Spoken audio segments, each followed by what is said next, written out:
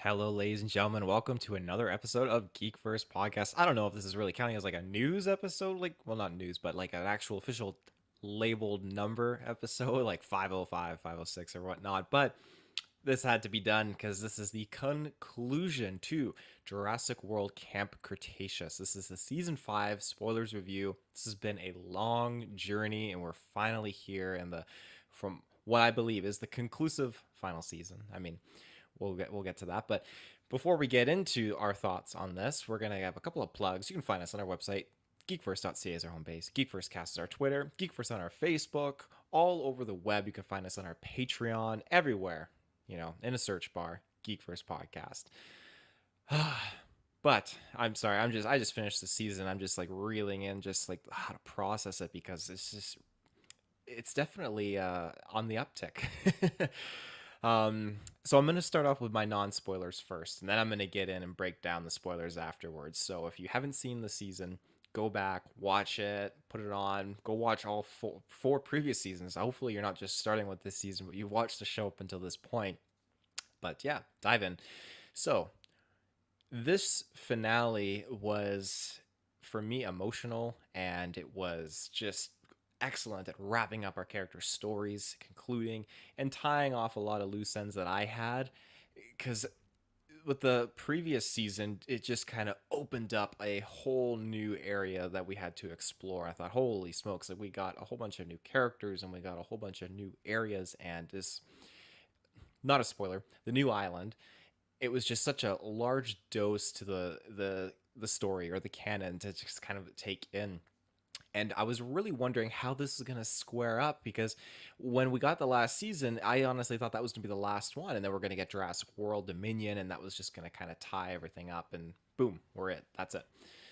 That being said, they didn't fully announce that we were getting a season 5 right after season 4 dropped, and season 4 ended with a big cliffhanger. And now here we are, and I'm so happy we got season 5 just to kind of tie it in. And I was very interested to see how the season was going to go now that we've already had Jurassic World Dominion. And again, this takes place pre events of Dominion. And yeah, it's just the characters where they developed and got to in this point, it was just incredible. I really, really was feeling the journey. And again, bringing in some of these familiar faces from the previous seasons was just great to kind of have it tied together. They did so many story things that really brought in the whole overarching story, I would say. And it's so much more than just a kids show. I found this to be much better than the last season. I really, really enjoyed it. And I'm so happy that I got a very strong, conclusive finale as well, because it was 12 episodes, and I did two the day that the show came out, and I just binged through the 10 today. So it was just a heavy few hours of just dinosaur content just kind of manifesting in my mind right now. So I highly recommend like you just dive into this whole story.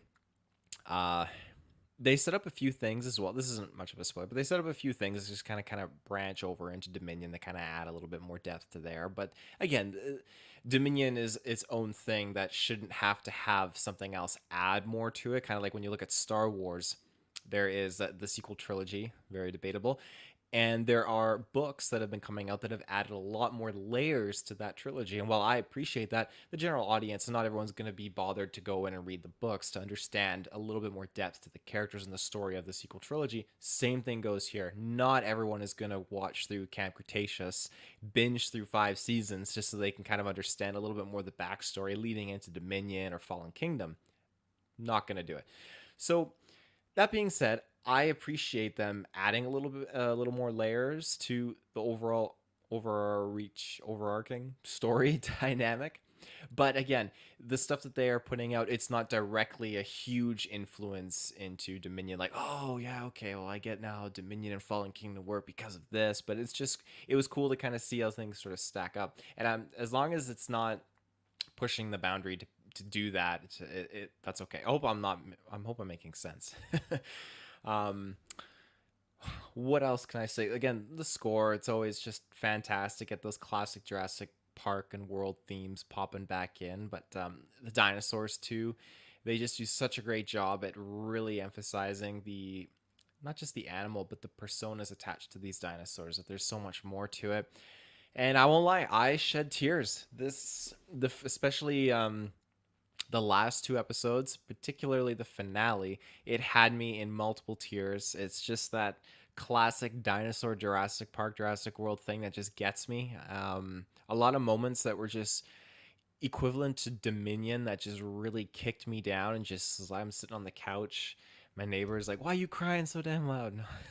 But just tears and everything, and I love that. It's such a great way to just make you feel by having these creatures just represented in this show. And I think that it did a lot of justice. But before I get too far into that, I think I'll save a lot of that for the spoiler portion.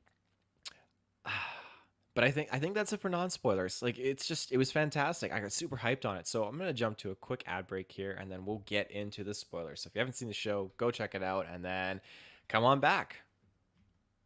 And we are back. So, oh, where do I want to start? Last season, it just ended on the biggest cliffhanger with Kenji's dad just popping in. It's like, okay, what is going on here? Kenji's dad has been spearheading this thing for Manticore. That's really, really messed up. Now, of course, we've got into this and we see this, maybe this changed father. What was his name? Daniel Khan. So Daniel, he's just kind of like instigating the bad, like at first, like bad tendencies, and like, oh, you know what? Okay, let's deal with Cash. Cash, how could you be doing this? And let's lock him away, and let's make sure that May gets treated here, get the kids all set up. So you think, okay, we're gonna see kind of like a good father here, and Kenji's just eating it all up. And then he understands, okay, Kenji's dad is doing some bad things, and then that leads to Kenji coming in and trying to convince him otherwise. He thinks that he succeeded. Kenji's dad, Daniel, just knows the playing field, ends up turning it around and manipulating Kenji to abandoning his friends, abandoning the relationship he's developing with Brooklyn, and just coming along on this adventure with Daniel and his investors. So with the investors coming into play, they're just wanting to see dinosaur fights, control, everything like that. So that's what Daniel and Kenji end up building towards. And with the help of Cash, because Daniel doesn't permanently lock him up, but lets him out and forces May to work with Cash to form this new way of controlling the dinosaurs, which is pretty impressive. It was so much more ahead than and ahead of what we've seen so far in the actual live action movies, but it builds off of the concept of them trying to control the dinosaurs, controlling the raptors with their programs.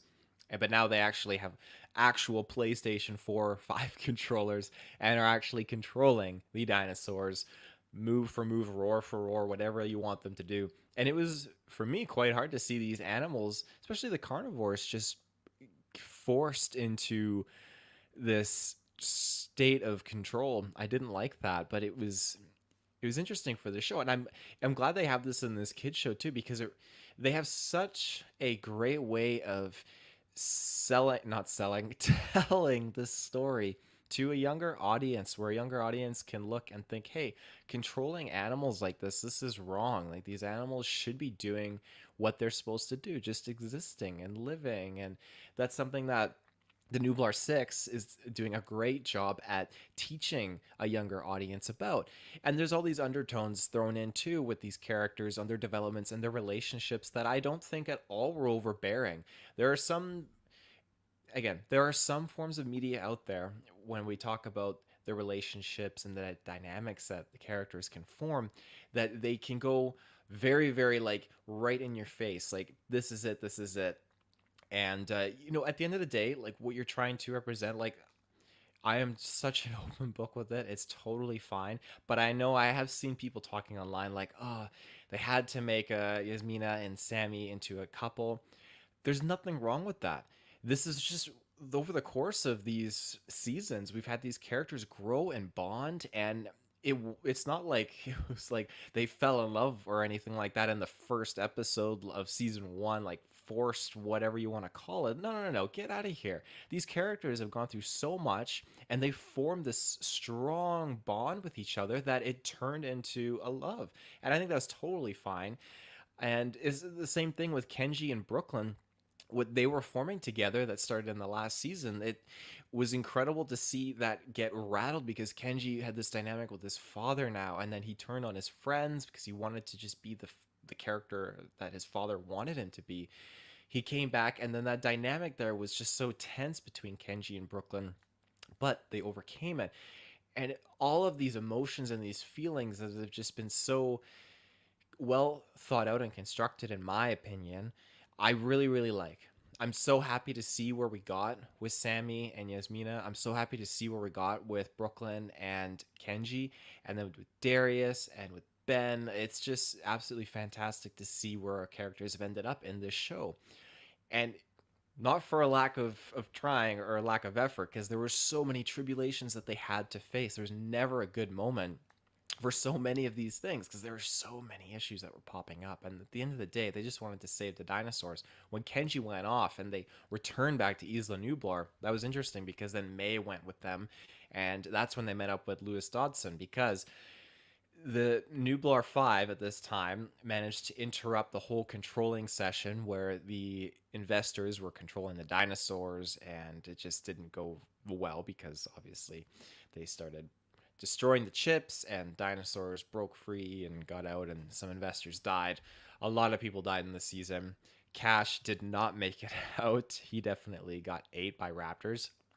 But yeah, the crew managed to do that. They got locked up, and then we have Kenji, May, Daniel, and a couple familiar face goons go off to Isla Nublar, where they had one investor still alive, and well, an investor contact, and she hooked them up with Lewis Dodson from, you guessed it, Jurassic World Dominion, and he definitely had that weird kind of composure to him, not as weird as he did have in Jurassic World Dominion, but we have these stories now formulating where Lewis Dodson wants to get the mind control chips. He's really enjoying what he's seeing. We get familiar dinos like Bumpy and Toro, and unfortunately they get chipped and they're controlled and thrown into these crates. Now we also have at this point the counselors returning with Darius's brother, and I love this dynamic. Darius's brother is, found someone who's going to help him. Roxy and Dave. Shout outs to Dave. It just, I'm pretty sure I've talked to this with Travis, but voiced by Glenn Powell. Fantastic that Glenn Powell is associated with the Jurassic World franchise. Absolutely fantastic. So they come in and they're now trying to rescue the kids, but they're on Isla Nublar. So this is where it helps when May shows or breaks free from the main group. The group now has a timeline to meet to deliver microchips and DNA to Lewis Dodson for Biosyn. So they ditch May on the island and they run off on their boat and they head back to the island that the kids are back on. So now we have May stuck here. She manages to find the counselors and Darius' older brother. And that's great. That sets it up where she can tell everyone where to go, where the kids are. And I love that because I was trying to think like, well, if they all think that Nublar is where the kids are, how are they going to find the kids? That happens at the end, which is great. Now, the dynamic when we get back to the island, Kenji, this is where he starts to bounce back. And I'm so, so happy that he did. Actually, when they were on Nublar, this is an interesting thing that I was trying to figure out. So the lady that was playing contact for Lewis Dodson, she wanted to get his bag with all the information, and I feel like there was Lewis Dodson's bag. There's a lot more highlighting that needed to be done on that because it wasn't even super subtle. She was on the phone talking with someone. Like, who is this? Just a miscellaneous filler of a company, I guess that's what they were playing it off as, competition. But at its core, it was just, there's a lot of depth I felt like going on there that wasn't explored enough. So when this lady stole Dodson's bag and ran off, great callback though to the Lost World when the compies did their thing. That was absolutely incredible. And the camera stuff too. There was so many cinematic moments in this season that were executed fantastically. I really, really liked it. But yeah, she got 8, and we don't really know who she was working for. But that is that. Uh, Talking about the cinema, the very cinematic moments, the shots, and the way they did certain moments with the deaths, very, very freaky, gruesome, bold for a kids show. And then the way they actually showed just some of the dinosaurs, just absolutely loved it. Again, that was something I was highlighting in the non-spoilers portion, but it was just fantastic. Now, Lewis Dodson, he's in there for a little bit and they kind of sent him on his way. But the time that he was in here and he was on Nublar, he just so happenly happens to find the DNA can that Dennis Nedry had unfortunately lost in the Dilophosaurus area in the original Jurassic Park. How Lewis Dodson finds this thing is beyond me. Now, again, they were chasing Blue because they wanted to get Blue on the itinerary list for Biosyn, but it's still absolutely bonkers that he was able to find it in the dirt and the mud. And again, the fact that it just happened to be another Dilophosaurus area, very flukish, but that's just the way it is. So there we go. We got the filler in for Dominion when you see, okay, Lewis Dodson has the cannon all of a sudden of shaving cream. How do you get that? I enjoyed seeing the little connection here. It's fine. It's fantastic. It's not detrimental, making or breaking Dominion for me in any shape or form. After he leaves though and he's done, Kenji's dad he was just this whole time just getting worse and worse and worse. And I don't mean worse in terms of how he was acting or how he was delivering his character.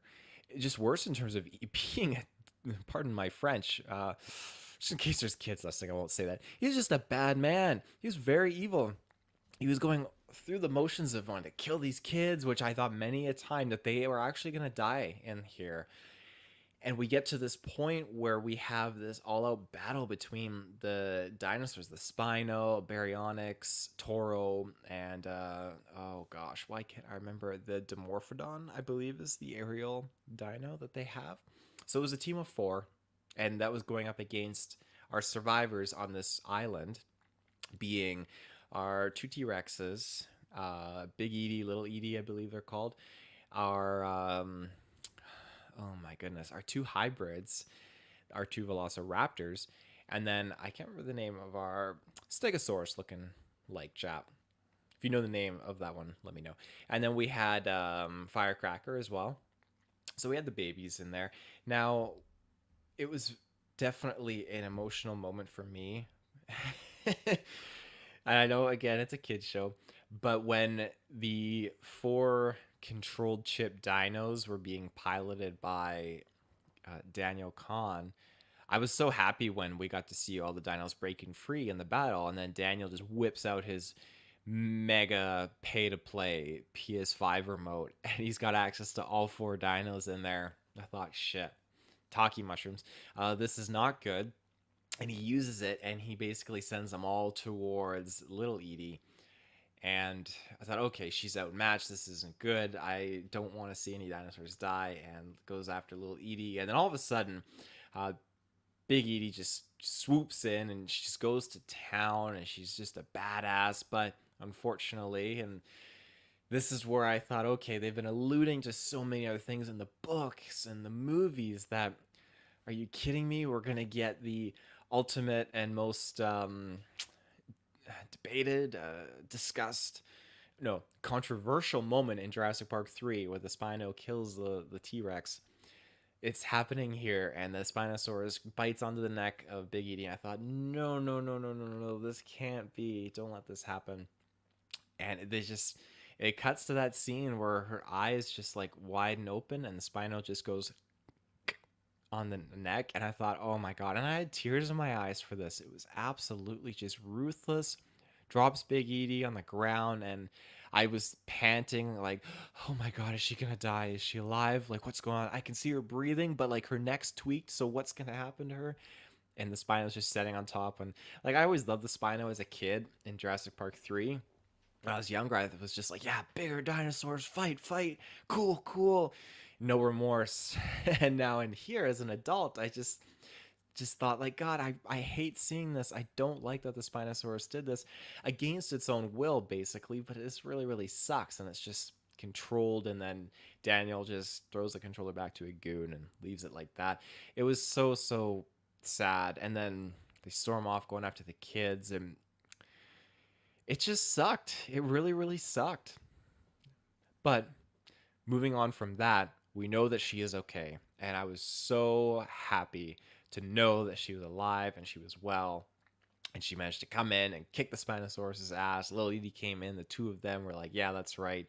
You back off. Get out of here. Spinosaurus went sauntering away. So thank goodness, because that was a close call.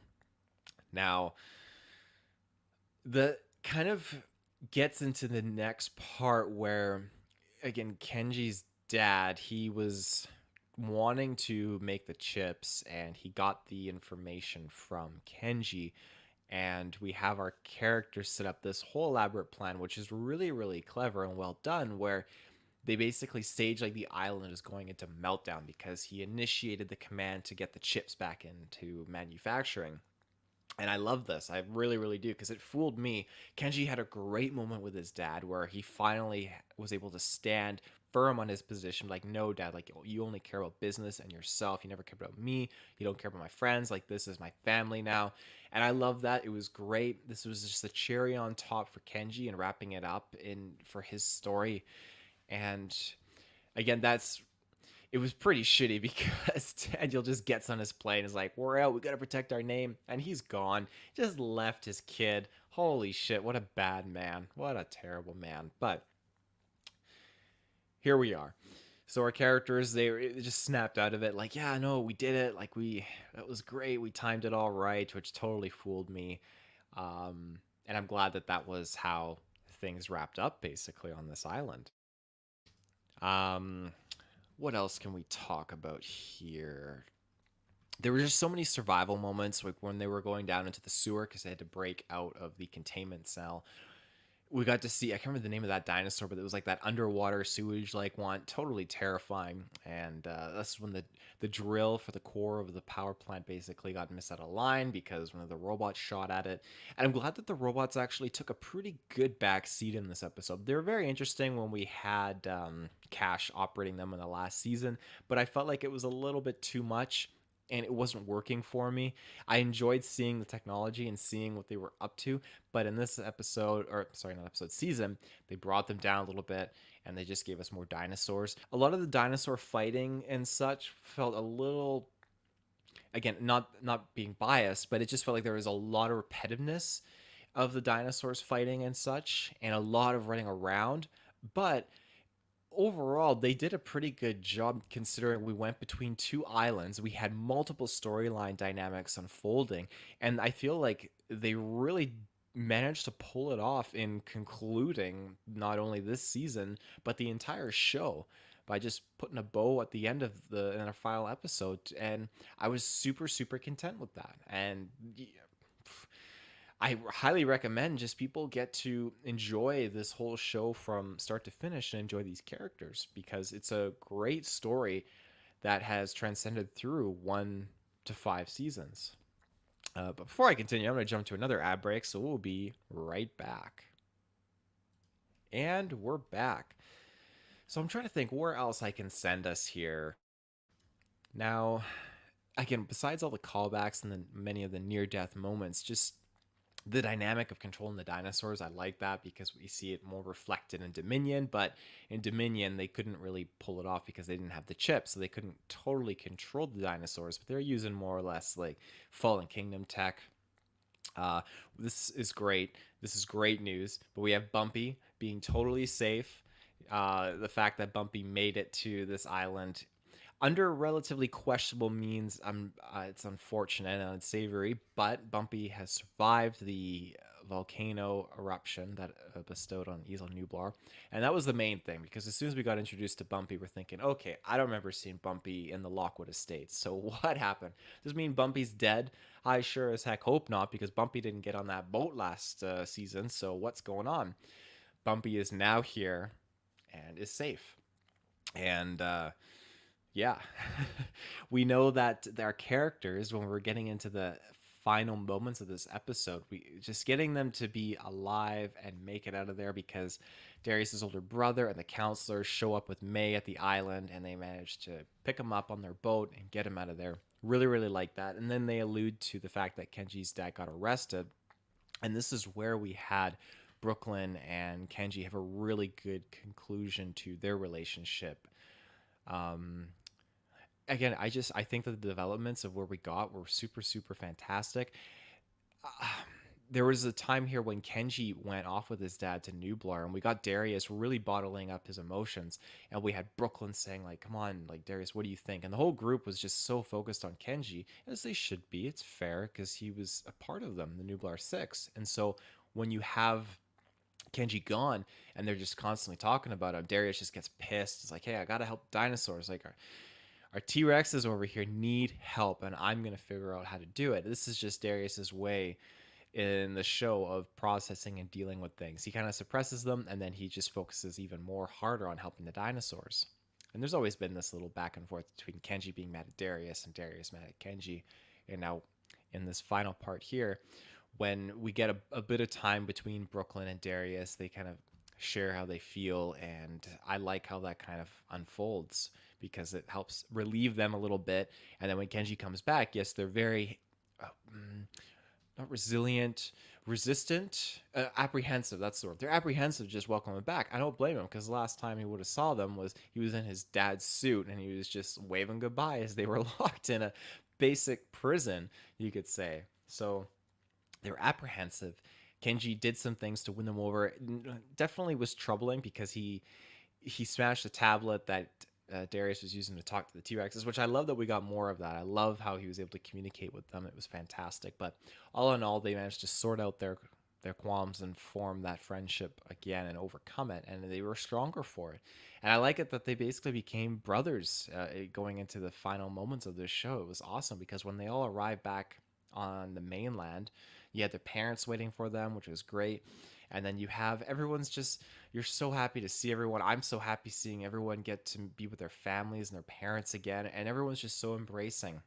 We have Yasmina and Sammy holding hands, showing like, hey, like mom and dad, like this is me, and then they're all hugged together. And then you have Darius, his brother, and his mom, like all hugging, and then they look at Kenji, who's feeling alone. Kenji just goes in and is just met with warm embrace. It's just absolutely fantastic. And that was a moment that really got me because the dialogue that was engaged here was just highlighting how dinosaurs, they're not different from us. We're all social creatures. We all are happy to just be together, and that was something that was really represented well in this season with the dinosaurs. Was that even with the Parasaurolophus, I believe is what it's called, the one that was really really old, they knew a predator was coming, so they covered it with leaves. Predator came in, Predator left, and then it managed to come out on its own terms from its camouflage. Like it's just we don't we're not alone, and we're stronger together when we're with each other and we're with one another to defend each other. And that was something great that this whole season and all the seasons before it is capulated, has captured, is that our kids, the Nublar Six, they made it out because they were a team together. They formed this strong, unbreakable bond. And when it jumped into the future, it was even better because I thought, wow, this is great. We got to really see them together here. And well, they weren't together one like directly. They were together through the internet because they're using their Zoom call or whatever. And this is where it hints because Brooklyn is like, oh, there's something going on at the Lockwood estate, so we can understand now, okay, this is around that time little bit. But we see our characters just really having grown up, be together, and stronger for it. And I love that so much. It was just a brief little scene. It was fantastic. And it ended with Darius looking out his window, and you see a Brachiosaurus walking in the real world. And I love that because now I feel like I can go right in. I want to watch Dominion. That's what this season has done for me, basically. I was thinking that we had like a T Rex or something maybe walking in there because they did the glass with the water shaking. That bamboozled me because I thought, oh my god, it's just gonna be the T Rex like kicking some PTSD here for Darius. But no, I'm glad they went with the Brachiosaurus because Brachiosaurus is just a classic one that's always met with hard times in the Jurassic World movies. But yeah, overall, we have a great conclusion to this season with Darius and Kenji just, living it up as brothers at Darius's family's house. We have Sammy and Yasmina together in Texas. We have Brooklyn going out, just trying to uncover the truth now with the Lockwood estate and just trying to help the dinosaurs. And We have Ben, which I love that that island is still intact, and Ben has gone back there for the summertime. Is with Bumpy taking care of the dinosaurs. May has basically taken in that area and just is keeping that site upkept. And I believe it's being funded by Kenji and his family's money, which is great. I love that. So yeah, like overall, it was just a very, very happy ending that just really, really left me in good spirits. Um, what else was there? Any like prominent scenes? Just a lot of good callbacks to the previous seasons I was talking about, like the campsite with the two hunters. Again, we got Toro back, we got Bumpy back. So they knew what they had created in those first few seasons and knew that we had to go back to them, do a callback, and kind of conclude everything. And I'm thankful for that.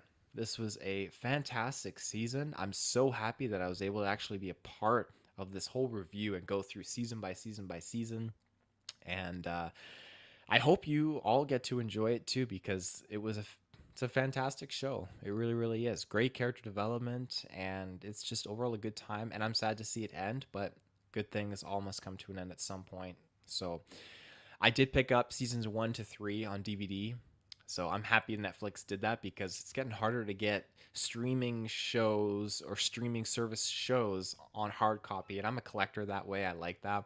So with my Jurassic Park collection, I have like my movies, and now I got Camp Cretaceous in there, which is good. So I'm hoping that either they will release seasons 4 and 5 on DVD, or I'll just get a box set, hopefully, of seasons 1 to 5, and I can just put that next to my Jurassic World Sixology bundle set that I have on order. So yeah, I would totally give this season uh, 8.5 out of 10. I'm docking it a few points there because there were some things that did feel a little dragged out, a little bit repetitive, seen a lot of. But at its core, it really made me feel good. It brought tears to my eyes, and I think it did justice for the Jurassic World and Park franchise very, very much. And it delivered on our characters' developments and relationships, didn't overdo anything. And yeah, overall, this whole entire series has been fantastic. And I'm probably repeating myself now if I keep going on any further. So I'm going to cap it out there. Ladies and gentlemen, thank you for watching this ultimate finale review for Jurassic World Camp Cretaceous. Who knows when the next form of content of Jurassic Park or World will ever release? This might be it. But until next time, I will be there. I am Taylor Field. Thank you, and we'll see you soon.